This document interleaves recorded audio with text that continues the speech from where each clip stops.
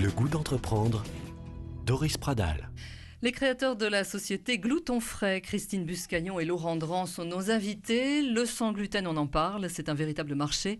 Jean-Marie Fehrenbach, un de nos référents éthiques, vient de nous rejoindre. Bonjour Jean-Marie. Oui, bonjour Doris. Première question à nos invités.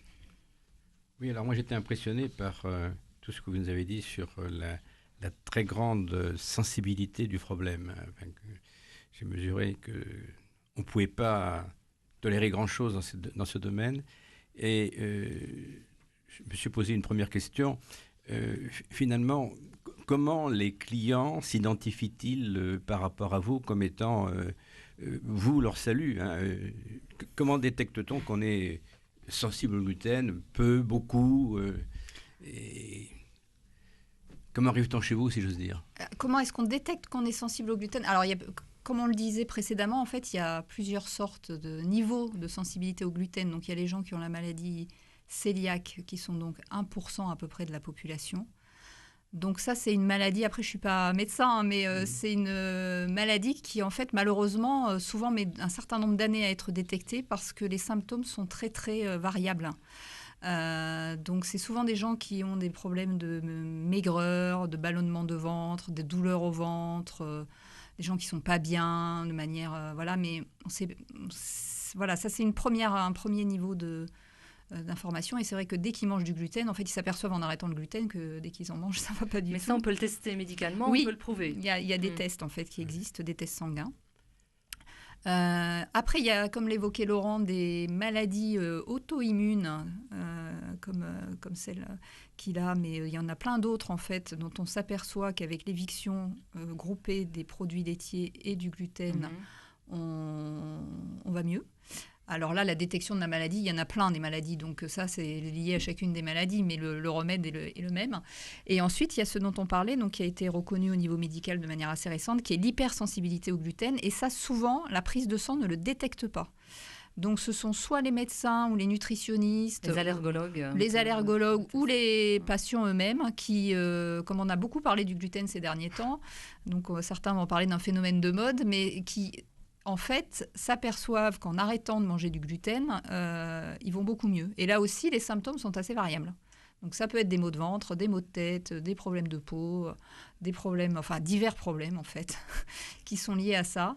Et les résultats, par contre, sont assez spectaculaires quand c'est provoqué par le gluten. Après, ce n'est pas toujours le cas, puisque en général, on dit qu'un mois suffit à s'apercevoir si c'est efficace ou pas. Par contre, il faut faire le régime de manière totalement stricte, c'est-à-dire pendant un mois, ne pas manger du tout de gluten. Les Américains sont passés au sans gluten en grand nombre. 30% en moyenne d'Américains mangent sans gluten, Laurent ? Oui, c'est un pays qui a énormément d'avance sur nous, sur le domaine du sans gluten. Vous trouvez des hamburgers, des pizzas, vous allez dans n'importe quel restaurant, quand vous parlez du gluten, tout le monde sait ce que c'est et vous sort un plat qui est déjà préparé pour justement répondre à toutes ces problématiques d'allergie. En France, on a beaucoup de retard, même par rapport à nos voisins européens. Je pense que c'est dû à notre culture culinaire et au fait que l'on consomme beaucoup de pain et de produits laitiers. Donc du coup, ça fait une grosse modification de notre alimentation et on se retrouve vite confronté à un changement qui est vraiment très très difficile. Jean-Marie, notre question. Oui, côté fournisseur, est-ce que c'est facile de se fournir finalement pour vous? Parce que là aussi, le marché doit évoluer certainement très très vite, mais quand même, pendant très longtemps, le gluten était quand même ignoré du côté des fournisseurs de produits farineux et de constituants. Est-ce que pour vous, c'était facile de créer un réseau, enfin de vous joindre à un réseau et de vous en assurer, de pouvoir aujourd'hui le maîtriser? Et j'imagine que là aussi, il y a un problème de fidélité et de garantie de qualité. La différence par exemple d'une boulangerie, pâtisserie traditionnelle qui a peut-être un ou deux fournisseurs qui lui fournit l'ensemble de ses ingrédients, nous on a au moins 10 ou 15 fournisseurs. Chaque fournisseur est spécialisé dans un type d'ingrédient. Ça commence à évoluer dans le bon sens. C'est-à-dire qu'en Bretagne, par exemple, on a un fournisseur de farine bio qui s'est spécialisé dans les farines sans gluten. Il voit un marché qui commence à être porteur, donc il s'est dit, tiens, moi je vais acheter un moulin et puis je vais moudre que des farines qui sont sans gluten pour éviter les traces de gluten. Donc c'est en train d'évoluer. On commence à trouver de plus en plus de fournisseurs qui commencent à nous donner des fiches qui nous disent qu'il n'y a pas de gluten. Donc ça va vraiment dans le bon sens. Parce que c'est vrai que la difficulté, c'est qu'il y a des farines, par exemple la farine de riz, elle est sans gluten, puisqu'il n'y a pas de gluten dans le riz. Par contre, si elle est moulue au même endroit que de la farine de blé, c'est foutu. C'est ça, il y a des traces. Voilà, il y a des traces. Très Donc nous, volatile. on ne travaille pas avec ces farines-là. On ne travaille que des farines qui sont moulues dans un circuit dans lequel il n'y a pas de gluten. Donc c'est ce que disait Laurent, par exemple, notre fournisseur breton a fait le choix d'investir dans un moulin où il ne fait que des farines sans gluten, ce qui lui permet de garantir que les farines sont sans gluten. Vous devez être très exigeant. Pour vous donner un exemple, à Murat, on a trouvé un fournisseur de farine de sorgho. Mais la problématique, c'est que ce meunier paysan fait aussi de la farine de blé. Donc il ne peut pas nous garantir qu'il n'y aura pas de trace de gluten. Donc on ne peut pas utiliser sa farine, bien que sa farine soit de qualité, on ne peut pas l'utiliser. C'est très contrôlé. Il y a des laboratoires spécialisés qui contrôlent, bien sûr. Oui. Et que risque le meunier, par exemple, si on retrouve des traces de blé? Si lui, il ne vous dit pas qu'il le garantit, il ne risque rien. S'il vous dit, ma farine, je ne peux pas la garantir sans gluten, il ne risque rien. C'est à partir du moment où lui dit, elle est réellement sans gluten, qu'il risque quelque chose. Parce qu'il y a une législation derrière le terme sans gluten qui indique qu'on ne peut pas avoir plus de 20 mg de gluten par kilo de matière première. Pour vous donner un équivalent, ça correspond à peu près à 1 grain de blé dans 1 kg de farine. Ouais. Donc c'est pas beaucoup. Mais ensuite, donc, il y a effectivement cette législation européenne qui met des chiffres derrière le terme sans gluten. Après, il y a l'Association française des intolérants au gluten, l'AFDIAG, donc le fameux logo qu'on voit un peu partout, l'épi de blé barré. Donc pour pouvoir en bénéficier de ce logo-là, l'utiliser, il faut pouvoir avoir fait analyser ces produits par des laboratoires indépendants qui valident aussi le taux de gluten. Enfin, ce n'est pas obligatoire du tout d'utiliser ce logo pour avoir aussi des produits sans gluten. Aujourd'hui, nous, on n'a pas ce logo-là. Nos produits sont partis dans un labo pour être analysés. Néanmoins, l'AFDIAG est quand même dans une logique très, très industrielle. C'est-à-dire qu'après tout ce qu'ils exigent en termes de papier et tout ça, ça s'adresse plus à une logique d'industriel qu'à une logique d'artisan.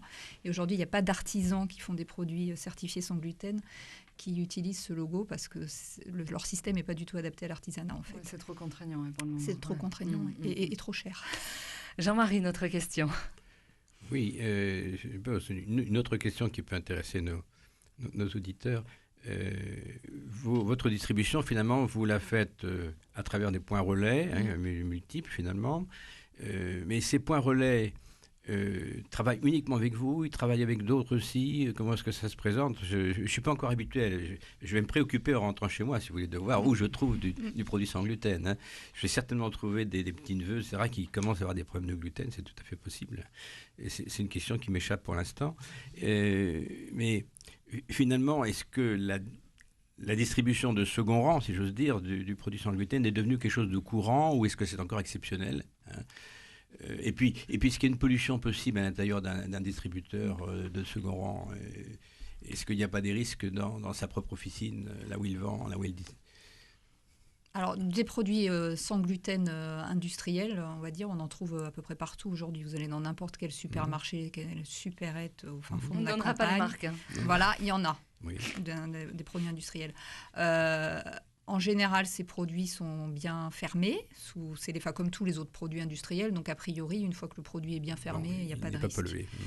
Bien que, il y a certaines marques où il y a des choses un peu bizarres, mais globalement, il n'y a pas de risque. Après, en ce qui concerne nos produits à nous, en fait, nous aussi, on les ferme, on les scelle avec du scotch, double scotch en ce qui concerne le pain et puis du thermoscellage qu'on a en cours d'expérimentation pour les gâteaux. Et il y a un deuxième ensachage en fait. Donc il y a double ensachage pour être sûr, notamment quand on distribue dans les boulangeries, qu'il n'y ait pas de contamination possible. Voilà. Après, une fois que le produit est ouvert, ça dépend dans quel... Mais c'est plus de notre responsabilité, on va dire. Ça sera chez le consommateur, c'est un autre problème. Non, c'est donc une filière qui est extrêmement sensible et délicate à préserver. Oui. D'ailleurs, on a eu pas mal de remarques de clients qui sont cœliaques qui nous ont dit « Ah, mais vous distribuez dans des boulangeries, mais moi, je ne mets pas les pieds dans une boulangerie, il y a du gluten partout. » Bon, alors à ces gens-là, on leur répond qu'effectivement, on a un double ensachage, donc... Pour l'instant, on en a quand même plusieurs qui nous ont acheté régulièrement. Ils ne sont pas encore pleins d'avoir été malades. Donc, a priori, c'est que le système fonctionne.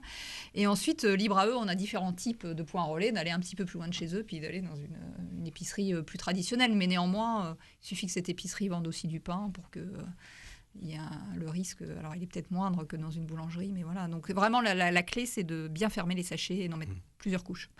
Comment vous voyez votre entreprise là, dans les mois qui viennent? Vous venez de lancer. Hein, déjà, vous avez des retombées intéressantes. Vous êtes satisfait pour le moment? Oui, pour l'instant, on est satisfait. On est au-dessus de nos prévisions, même si on n'a qu'un mois d'existence, mais enfin, c'est déjà bien. Après, on ne sait pas de quoi l'avenir sera fait. En fait, on est satisfait parce que déjà, nos clients sont satisfaits, puisqu'on a beaucoup de clients qui nous ont commandé dès le début et qui en sont alors 3e, 4e, voire 5e commande qui reviennent. Ouais, bon, après, il y en a certains qui ne reviennent pas, mais la quasi-totalité est revenue. Donc, pour nous, c'est quand même le meilleur signe. Et puis, on a beaucoup de demandes sur notre site internet ou sur notre page Facebook de gens d'autres régions qui nous demandent, voilà, encore pas plus tard. Juste avant de venir ici, j'ai répondu à une dame qui habite à Fontainebleau, qui est prête à payer un chronopost pour qu'on lui envoie des produits. Donc, on est sur une cible qui est très en demande, en fait. Donc, qui est très, très frustrée. Et comme nos produits, grâce au savoir-faire de Laurent, sont gustativement très réussis et au niveau qualité nutritionnelle, c'est vrai qu'on fait très attention à la fois au niveau du gluten et des produits laitiers, mais aussi pas de conservateurs. Enfin, on fait des produits les plus sains possibles. Donc on répond aux 2 critères que demandent les clients et donc ça explique pourquoi ces clients sont contents et nous aussi. Si je vous pose la question sur les mois qui viennent et les semaines qui viennent dans l'entreprise, vous êtes 2 pour l'instant, c'est un peu juste quand même, vous allez embaucher? Bon, on espère. Je ne vous cache pas que les journées sont bien remplies pour l'instant. Oui, surtout qu'on veut développer la gamme de produits que l'on propose. Pour l'instant, on propose surtout des cakes, madeleines, des produits qui se conservent bien pendant une semaine, mais après on espère dans un avenir très proche, par exemple en septembre, de proposer vraiment de la pâtisserie française telle qu'on peut en trouver en boulangerie, c'est-à-dire tout ce qui a des éclairs, des religieuses, des tartelettes aux fruits. D'accord, des choses très fraîches en fait à consommer le jour même. Alors là, ça va être un autre circuit de distribution et d'autres contraintes, bien évidemment. Contraintes, la chaîne du froid et puis au niveau du personnel aussi, plus de monde. Le pain, par exemple, le pain, il est livré frais, cuit la veille, enfin la nuit, pour le matin. Tout à fait, moi, je produis à partir de 22h le soir jusqu'à 7-8h le matin. Et ensuite, Christine prend le relais pour tout ce qui est la logistique, emballage, livraison. Toute la matinée, je livre. Ce matin, j'ai fait 75 km. Pour livrer du pain sans gluten. Tout frais. Merci à tous les 2. On va rappeler l'adresse de votre site internet. gloutonfrais.fr. Tout simplement, on ira goûter votre pain frais et vos gâteaux. Merci Christine, merci Laurent. Merci à vous. Merci Jean-Marie. Merci à vous d'écouter Radio Présence. Retrouvez toutes ces émissions Le Goût d'entreprendre en podcast sur radioprésence.com. Retrouvez cette émission sur décideurenrégion.fr/midi-pyrénées. Le Goût d'entreprendre, une émission en partenariat avec la Caisse d'épargne, la Banque des entreprises et des professionnels de Midi-Pyrénées.